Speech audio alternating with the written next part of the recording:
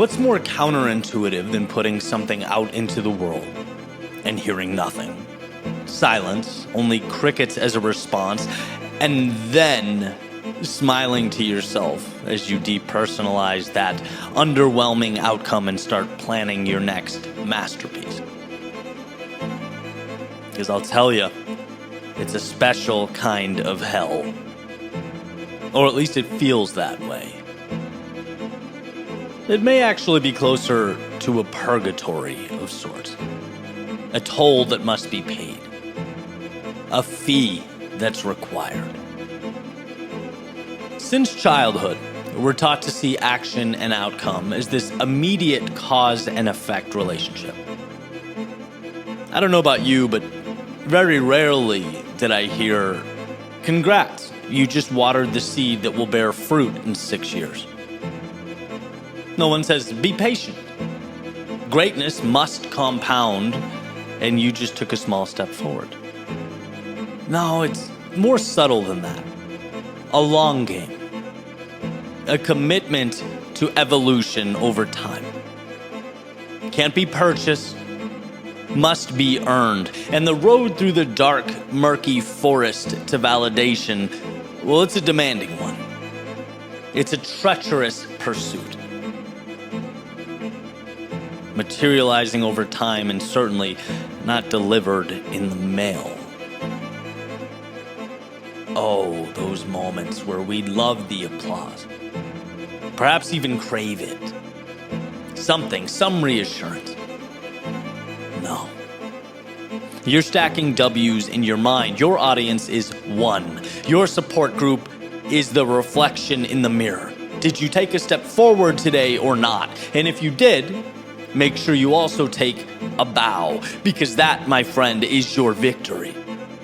You know, people have plenty of theories for the hardest part of doing something meaningful, bringing something into existence that doesn't already exist. And I'm sure there are thousands of different right answers, but for me, it is the loneliness. And not necessarily in the traditional sense. Like, there were always great people around me. It's that unless you're in it, it's hard to understand. It's hard to relate. Right? It's hard to share with someone that you just worked a 16-hour day and you're more broke than you were before the sun came up. You still have no idea if this is going to work. And you look out the window, the world seems to be buzzing around you. And in your head, things seem so much simpler out there, so much easier for everyone else. That whole delayed gratification thing, you know, it seems so logical on paper. It makes so much sense in psychology books. And I'm no psychologist, but I'd guess that, you know, based on the sheer pain it creates, we aren't necessarily wired for it at such extreme levels. How far can you crawl through the desert without finding your life-saving resources? Without getting what you're looking for, navigating mirage after mirage after mirage. Well, it turns out you can crawl through the desert for a very long time. So one of my favorite mantras, when you think you're done, you're actually only at 40% capacity. We can endure so much.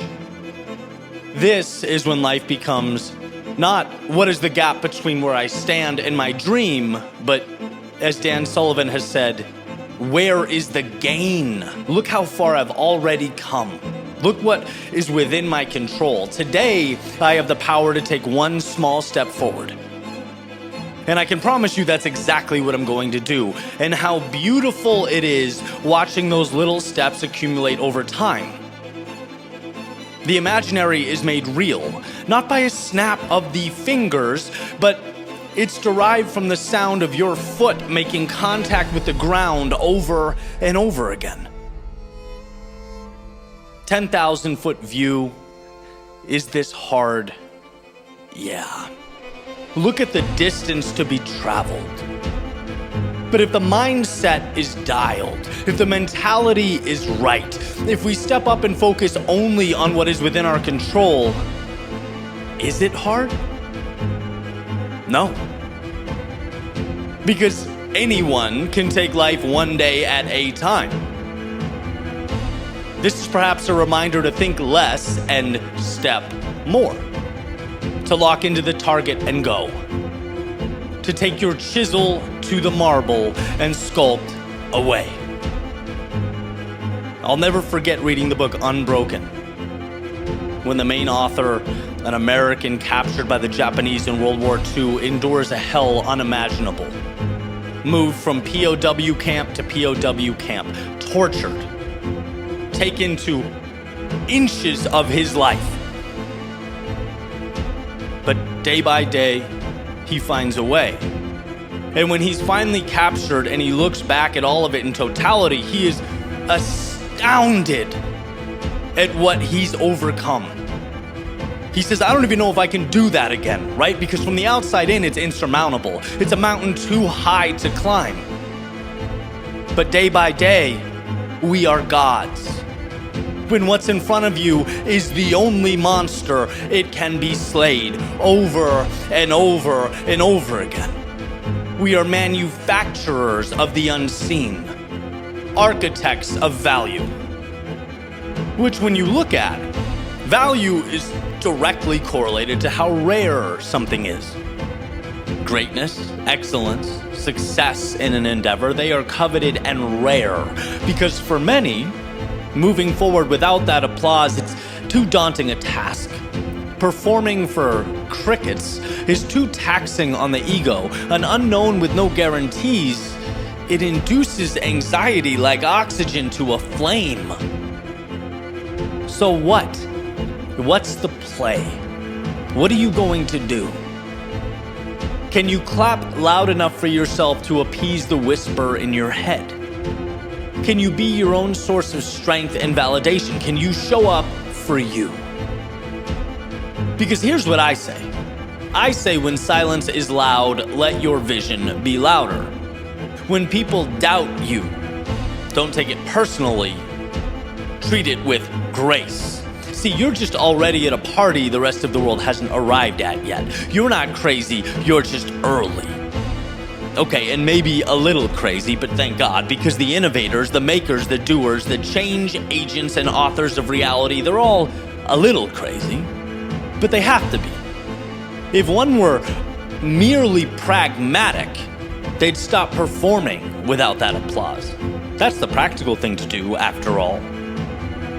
But you're not here to be pragmatic, you're here to be great, and that's a different game altogether. Of course they'll doubt you, that's the practical move. But remember this, pragmatism is never celebrated, ever. No, not like excellence, not like those with the courage to march to the beat of their own drum, to point their ship straight towards horizons of their making. When you don't hear the applause, take a breath and make your own. The goal is not to take over the world in 24 hours. It's to set goals for yourself and hit those goals. It's to perform for that audience of one. If you can do that religiously, if you can show up for you, everything else falls into place. Everything else makes sense. So go out into the world and be crazy. Crazy enough to go where few before you have dared. Crazy enough to construct your own anxiety for the sole sake of conquering it. Crazy enough to see castles in the air when the rest of the world sees only ghosts. Most perform for the audience, but I think it's time for you to be your own standing ovation. To watch as the roar and thunder of your own applause transcends space and time. It's not whether the crowd rises to their feet. It's whether you do now.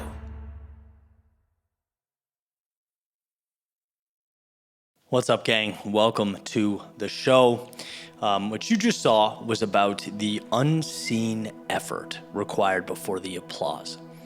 This is the blank space that I allude to a lot, and I think one of the most important and most difficult elements of achieving something. It's not things exploding or going the wrong way, or, the obstacles, although those will certainly be there. To me, the biggest adversary, the scariest thing is the void. It's like the lack of validation. It's putting in 14-hour days and seeing nothing, or God forbid, being worse off than you were before you woke up, seemingly, right? And these can be taxing mentally. And so, again, to summarize that segment, it's the most important chapter, the most valuable time is what happens before the applause. Can you generate it?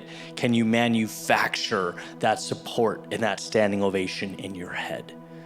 Because if you can, that's the difference. That determines whether you get there or not.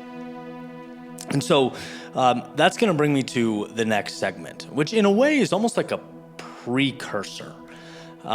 It's a single thought. It's the idea that life is this cycle of letting the old you die so that you can create room for the new, right? So leading off of what we just talked about, that sort of valley of despair, of fighting through something without any guarantees, as you go about that journey, life calls you to let the old you subside, to push away the things that are no longer relevant for where you're going, to do an audit of what matters and move away all that does not. And that requires letting that go. This segment talks about how hard that is. How what you need is to create space, but we tie how we are to an identity. That anytime we take an axe to that tree, even when it's the right thing, it hurts. It's not easy. So, without further ado, this is death and rebirth.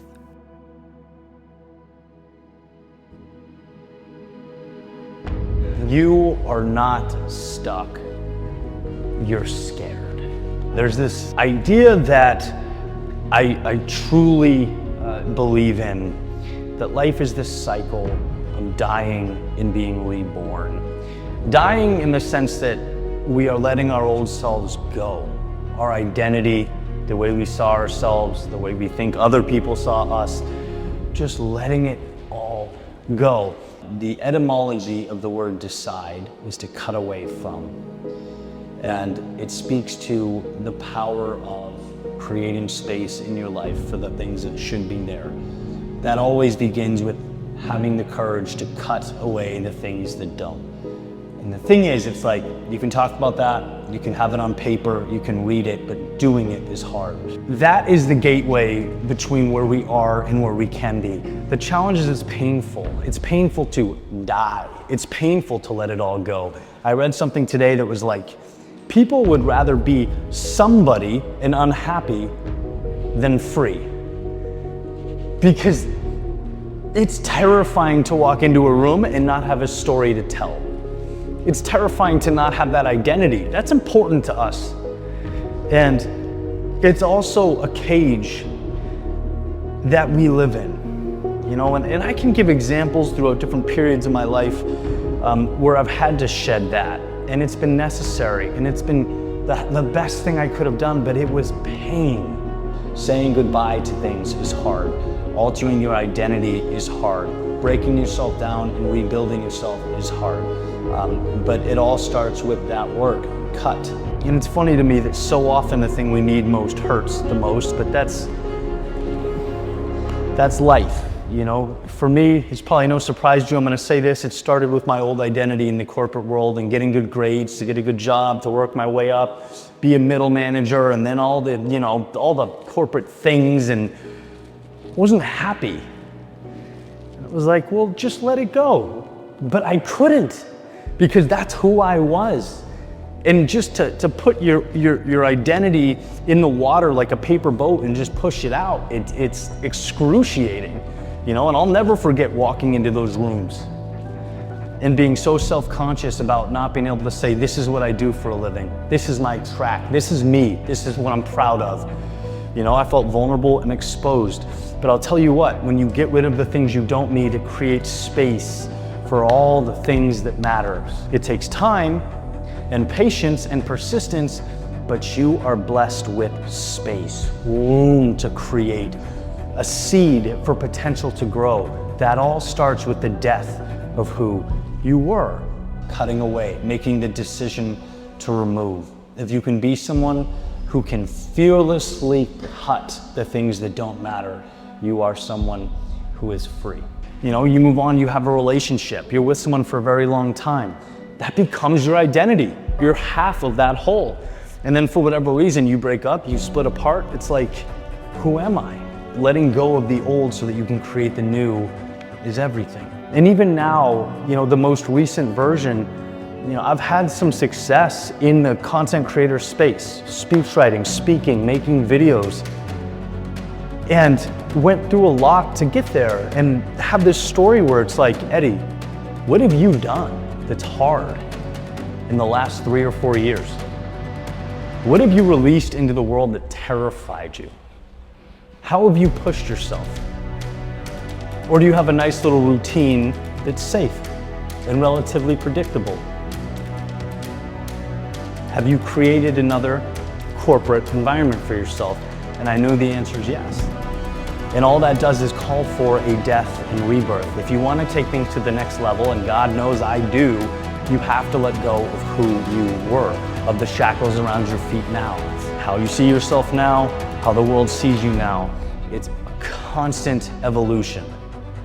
And so wherever you are in this moment, you know, stuck, unsure, thinking that you've done something wrong or maybe the world's against you, it's like you are exactly where you need to be because you know what's not working. Now you just have to release it. And that's the part that hurts. That's the part that's counterintuitive. That's the part that's just deeply, intrinsically scary because you're entering a season of, I don't know, we'll figure it out, exploration. Life is a constant game of death and rebirth.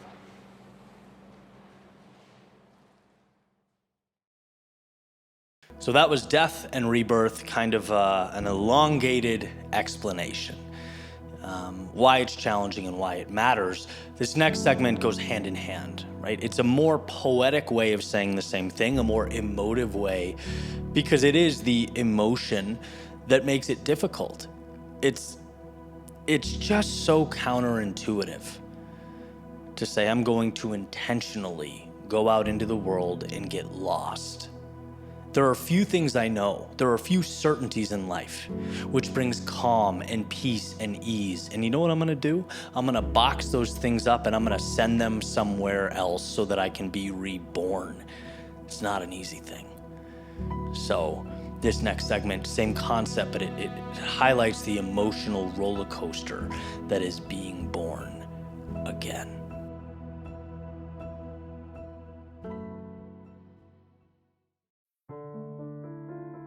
Living is easy. It's my inability to die that kills me. My hesitance to lock my old persona up and place it within the ship's cargo hold, watch it sail away to some far-off place. Maybe for a minute, maybe forever. But the bird has to be uncaged. It must unlearn its constraints. It must metaphorically die to transcend that which it knew itself to be. I think we all have wings. I think very few of us put them to use. And isn't that the challenge? Perhaps we're too busy living. I've always had the ability. Now I've captured the fleeting awareness. Next, I must obtain the courage. Because the rule, the truth, the beacon of light to be followed is we're always one decision away from a totally different life. If dare I decide to take the mask off, that's been so effectively fooling others that I've begun to fool myself. Dare I decide to play new games with new rules, to see life with new eyes? Perhaps upside down. But when your sight is finally set on infinity, when you're looking at the clouds while lying on your back, who's right, them or you? Who gets the honor of deciding? And sometimes I wonder how far we need to walk to understand that the danger isn't stepping into a new pair of shoes. It's thinking you need to walk the same path, down the same street, in the same pair of shoes you've had on your entire life. Strange, right? Peculiar, according to previous cognitive mappings, but maybe they're crazy is your oxygen. Maybe crazy is pure. It's desirable. It's been the goal all along. And, well, where I thought I dedicated my life to its pursuit, I see how wrong I was. To think something new could emerge. No, not without the death of the old. Not without that caricature of myself slipping away. Not without that ship taking everything, every last thing. I want roots ripped from the ground. I want new heroes and new villains, new street signs telling of new roads, new tears from eyes stimulated by that which I've never seen, the increased rhythm of a new heartbeat in anticipation of all that lies ahead. New beginnings, maybe for a minute, or maybe forever. I'll let you know once I learn to die.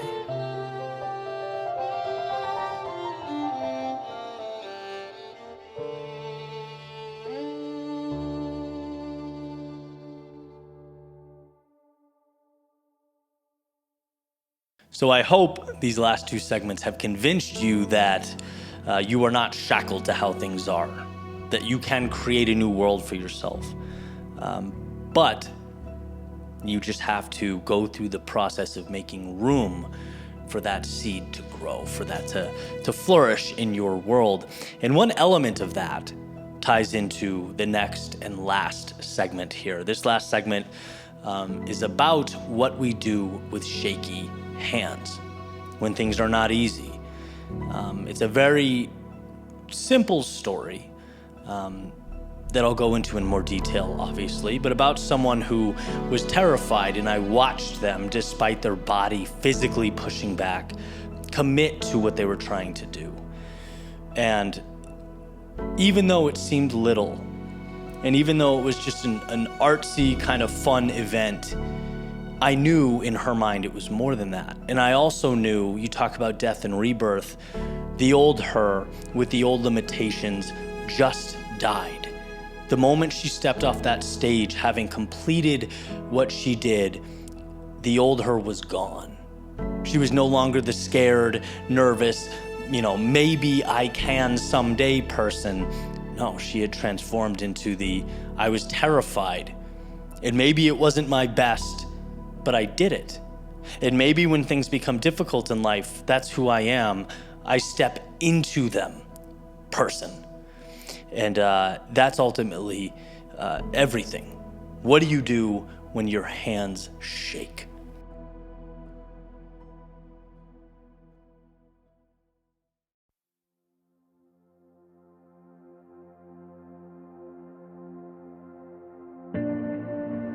The other day, I went to check out an open mic. And basically people sign up to share their short stories, their poetry, stuff like that. And I'm sitting there, soaking it all in, enjoying each one as they went up on stage. And eventually this girl makes her way up. The first thing she does is she tells the room, hey, I've never done this before, but I've always wanted to, so here I am. She takes out her phone and begins reading some of her poems. And pretty quickly, two things stuck out to me. One is she was brilliant. Just so incredibly talented that I'm thinking, man, if she keeps doing this, she's going to find herself in some crazy places. She's really going to make an impact. That was the first thing. And the second, as I sat there and watched, was that I noticed that her hands were visibly shaking. I was pretty close to this stage. And I could see this happening to the point where she had to place one on top of the other, right, to keep the hand that was holding her phone from bouncing around while she read. That's how visibly nervous she was. And immediately my mind went down this road, reflecting back on the moments I've had just like that, because man, I've been there, where you're both determined and terrified at the same time, but somehow the desire to try outweighs the fear just enough for you to find yourself in that exact situation. Just enough that you step into a foreign world, still wondering whether you made the right move, every step of the way, from the car, the building, onto the stage, until you hit the point where, okay, well, now you can't turn back. Now you're here, you can't leave. And the thing is, and this is what was so beautiful to me, she was never forced to do this at gunpoint. No one made her step into that chaos. It was self-created. She could have stayed home. She could have closed her journal or the notes app on her phone, and that would have been the end of that. But no, not today. Today, one yes would lead to another, and another, and despite the nerves, the sweaty palms, and shaky hands, she would open a new chapter in the story of her life. Prove to herself that she's bolder than she thought she was just a few hours ago. That there's upside when you confront those unknowns in life. And as I sat and watched, I was so incredibly moved, so proud, so impressed. Partly because I know that to many of the people in that room, it might not have looked like much. It's like, okay, great, round of applause for the new artist or poet. Welcome. But I knew the gravity of the moment. I understood how big it truly was. And regardless of what words came out of her mouth or how well they were assembled, that night was not about the performance. No, it was about new beginnings. It was about outstretched wings, opening one's eyes to the learned helplessness and pinpointing the opportunity that was simply waiting for that first step to occur. And see, that's what I want to emphasize. That's what I believe every single one of us needs to understand, to fully get. The biggest moves we make in life,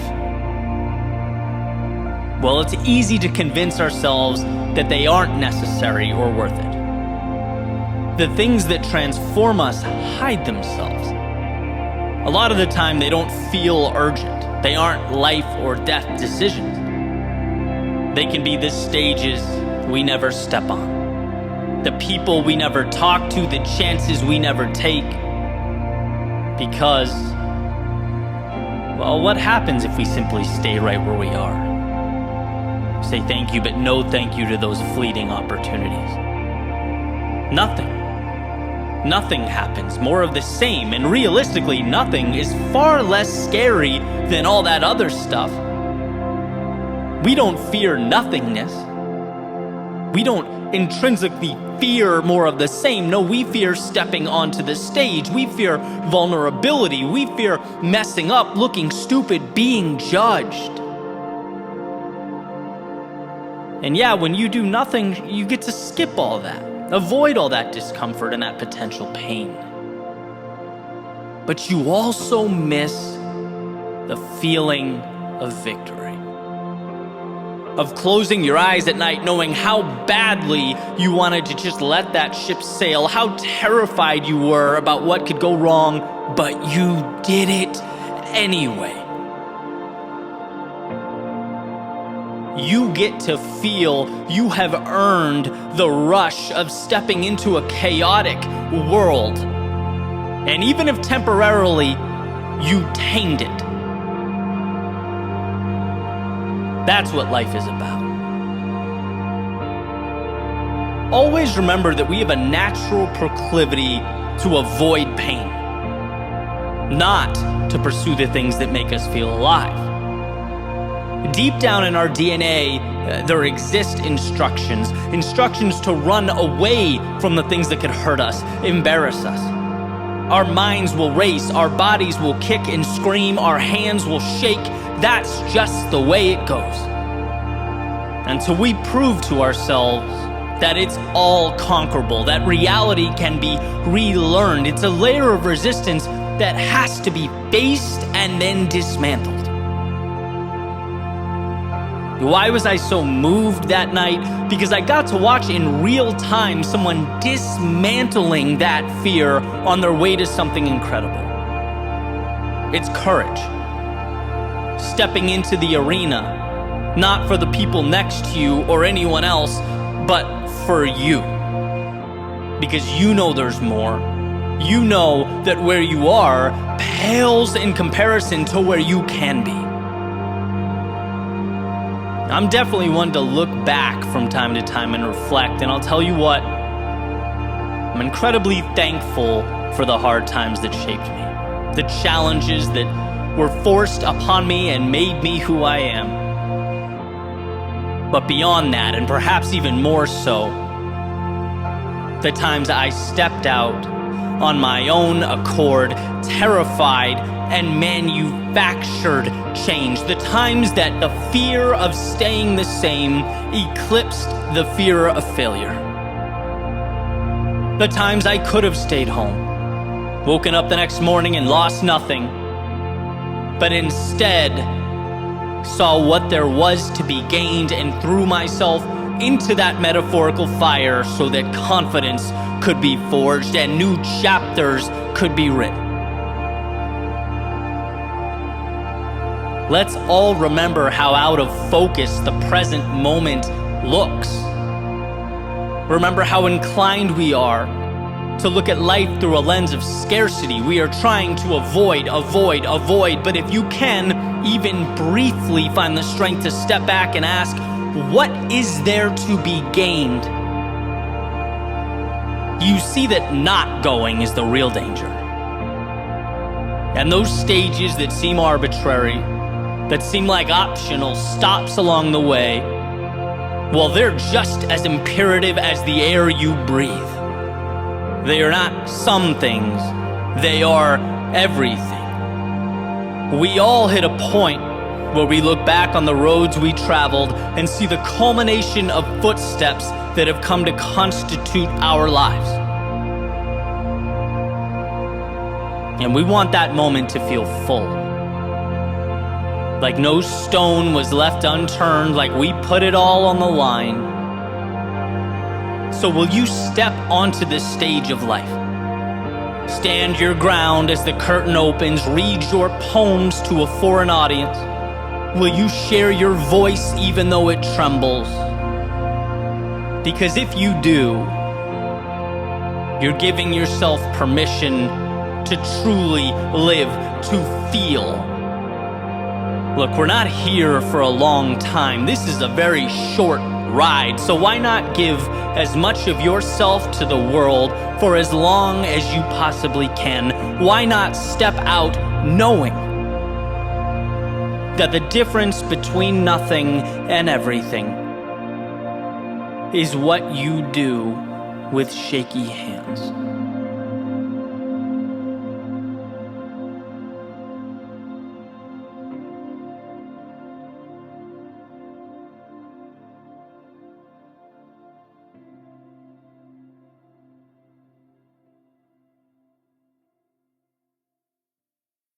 All right, well, I hope that connected. And I hope you're also able to sort of tie these together and see how these themes really play off of each other and need each other, right? The beginning where we're talking about, creating momentum before the applause. No one comes up to you and celebrates your idea. That's just you, right? It's you and your thought. And so without the externalities, can you make that happen? Then we go into death and rebirth of self, which is required to succeed before the applause? Can you shed the things that don't matter? Can you create space for that new, evolved self? And then finally, let's get into the tactics. This all sounds fine and dandy, but when the wheels hit the road, it's hard and you're scared, right? It's easy to talk about how bad the storm is. It's another thing altogether to be walking through the rain and hail and wind. So when your hands shake, can you remember that this is not a stop sign? This is not a universal no. This is an indicator that you're on the right track. Life makes sure that we want the things we say we want. And so when you're walking onto that stage, whatever it is for you in your life, your knees shake, your hands sweat. What do? The answer to that question determines everything. Thanks for watching. We'll see you next time.